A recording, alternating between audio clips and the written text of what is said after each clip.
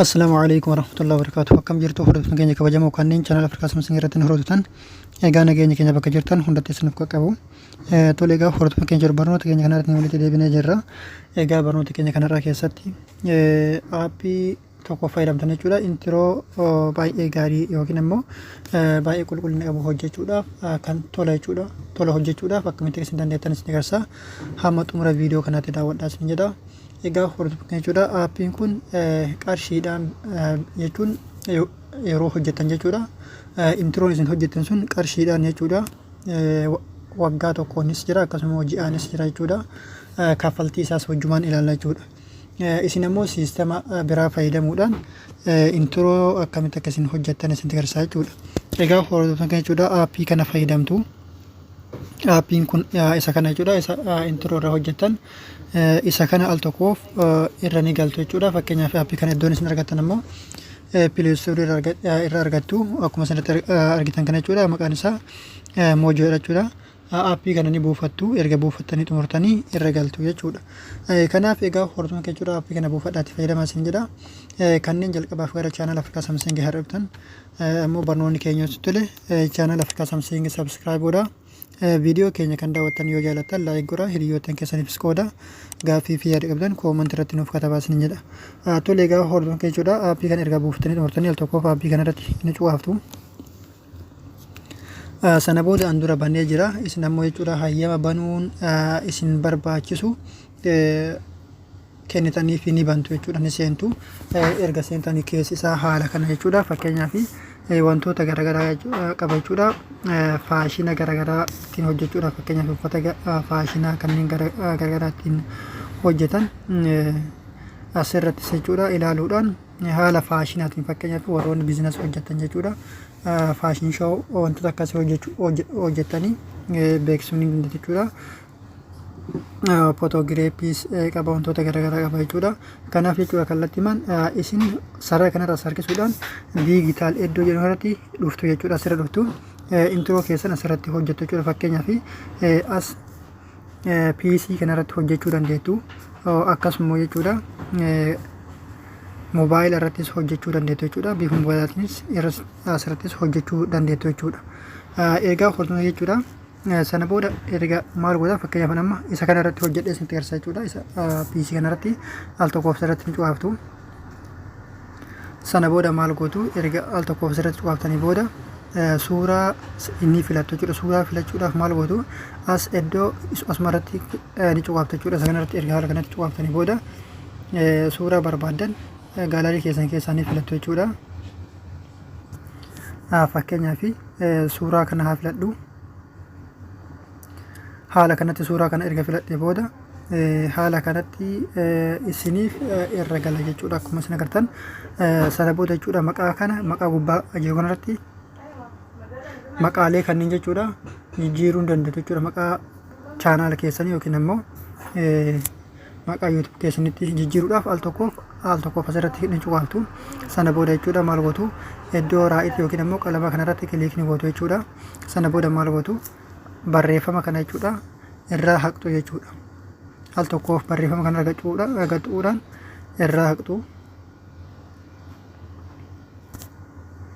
Fakkeenyaaf haala kanatti erga hidhanii Afrikaa fakkeenyaaf Afrikaa Samsung jedhanii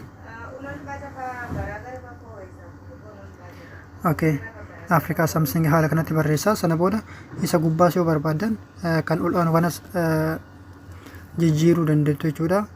Now online kan jedhu jechuudha. Yoo barbaadanis dhiisuu dandeettu akka barbaadan akka filannoo keessanitti jechuudha. Sana boodas maal gootu jechuudha as iddoo kanarratti jechuudha asirratti cuqaasuudhaan waan kana kiroop gootanii hojjechuu dandeettu jechuudha. Asirratti kiroop godhuu illee baattan wanni baay'een isin inni barbaachisu hin jiru. Asirra kiroop godhuun dirqama asirra gaafa baatan iddoo biraatti kiroop godhuun dirqama kan inni isinitti hafudha jechuudha. Sana booda jechuudha kirooppii malees jechuudha as tekstii garaagaraa jechuudha miseejawwan barruu biraa dabaltanii tekstiilee garaagaraa istaayila garaagaraatiin barreessuu dandeettu jechuudha. Fakkeenyaaf akkuma isin agartan barreeffamoota kanneen fayyadamuudhaan akka barbaadanitti barreessuu dandeettu.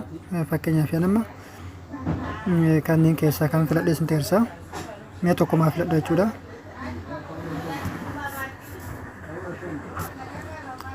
Tole akkuma san jechuudha haala kanatti akkuma san agartan gubbaa kanarratti illee akkanatti as babba'uudhaan kanneen barbaadan barreeffamoota barbaadan filachuu ni dandeettu jechuudha. Akkasuma immoo sooshaala fayyadamtan jechuudha. Sooshaala fayyadamtan filattanii achirratti idiit godhuu dandeettu jechuudha. Fakkeenyaaf yuutuubiidha. Maqaa yuutuub kana jechuudha. Erga haala kanatti filadhee booda maal godhaa barreeffama kana haqee barreeffama ofii barbaadu irratti barreessa jechuudha. Fakkeenyaaf ammas Afrikaa Samsung yookiin subscribe illee yoo jedhanii jechuudha. Fakkeenyaaf waan barbaadan jettanii barreessuu dandeettu jechuudha. Akka barbaadan waan akka filannoo keessanitti barreessuu dandeettu jechuudha.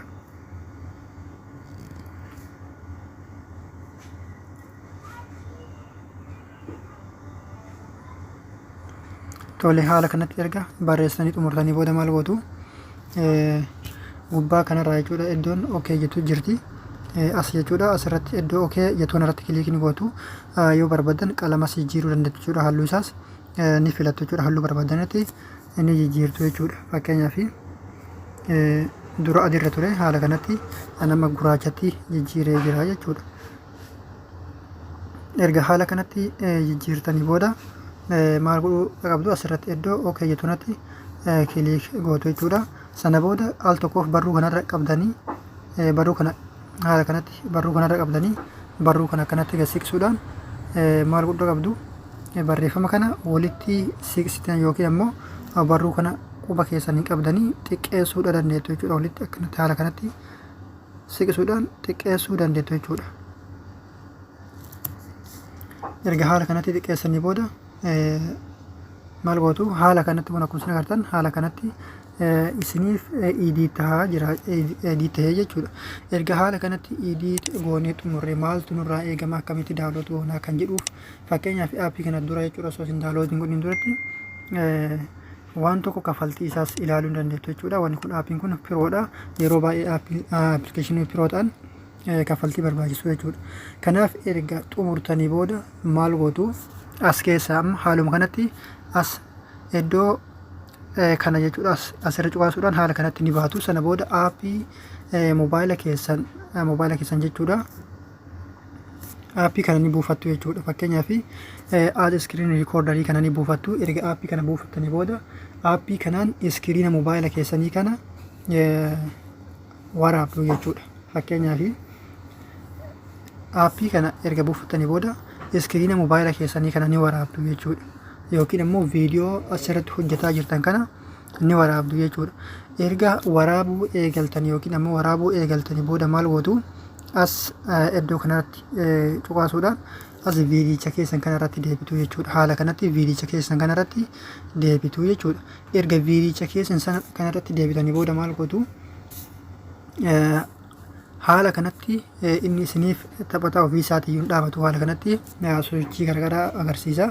Erga inni sochiilee kana agarsiisee raawwatee booda maal gootu aappilikeeshinicha iskiriina mobaayila keessaniitiin waraabaa jirtan yookiin ammoo iskiriin riikoordarii kana jechuudha. Aappii iskiriin riikoordarii jedhu kana fayyadamaa jirtan kana maal gootu ni dhaabdu yookiin ammoo viidiyoo san inni xumurtu jechuudha. Erga xumurtanii aappii kana introo kana jechuudha waraabdanii jechuudha yookiin ammoo fuula iskiriin mobaayila keessanii kana irraa waraabdanii jirtu jechuudha. Egaa hordofni jechuudha fakkeenyaaf kafaltii isinitti agarsiisa jechuudha. Kafaltii asirratti fakkeenyaaf erga cuqaaftan jechuudha. Aappilikeeshinii sanarratti erga cuqaaftanii sana booda akkuma isin agartan biyya kanatti raandii 99 jechuudha. Raandii 100 illee ni danda'ama kan ji'atti inni isin gaafatu jechuudha. Akkasuma jechuudha waggaatti raandii 499 jechuudha. Kan inni isin gaafatu jechuudha waggaa tokko yoo fayyadamtan sana booda firii irraa daawloot gochuu dandeettu jechuudha. Firii daawloot gootu jechuudha yoo kafaltii kana kafaltan. Kanaaf jechuudha kafaltiin isaas kana fakkaataa jechuudha. Egaa hordofni jechuudha gama kiroopiitti isin dabarsa jechuudha. Kirooppii ammoo kiroop godhuudha viidiyoo kiroop godhuudhaaf maal gootu sooshaala yookiin ammoo onlaayinis fayyadamuu dandeettu. Fakkeenyaaf kiroomii keessan irra galtanii sooshaalota yookiin ammoo weebsaayitoota garaagaraa kanneen isiniif kiroop godhuu danda'an sarchi godhuudhaan kiroop godhuu dandeettu jechuudha online irratti. Karaa salphaa fayyadamuudhaaf ammoo kaayin maastara fayyadamaa. Kaayin maastara yogguu fayyadamtanitti viidiyoo idiit yogguu gootan jechuudha. Haala viidiyoo san bakka hin barbaanne san ofitti zoom godhuudhaan viidiyoo san irraa murtu jechuudha. Viidiyoo san erga irraa murtanii salphatti bakka barbaadan san qofa fudhattanii ekspoort yookiin ammoo viidiyoo san xumurtu jechuudha yookiin ammoo gara faayila keessanitti ergitu jechuudha. Kanaaf gaafas introon keessan bifa qulqullina qabuun yookiin ammoo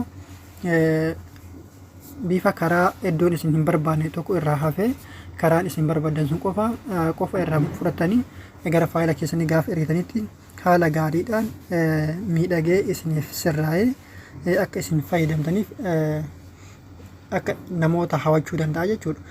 Kanaaf jechuudha karaa saniin idiit gootan. Akkasuma kaayin maastara irratti jechuudha sagalee garaagaraa irratti intro keessan irratti dabaltanii kan duraanii yoo fokkisaa ta'e irraa rimuuf gootanii haala gaariidhaan sirreeffachuu dandeettu sin jedha. Tolee egaa hordoftoota keenya jechuudha. Barnoonni keenya kanarraaf qabannee dhufte kana fakkaataa hanga barnoota biraatiin deebinee wal geenyutti waan nu daawwattaniif galatoomaa yeroo gaarii qabaadha. Yeroo gaarii isiniif haa ta'u.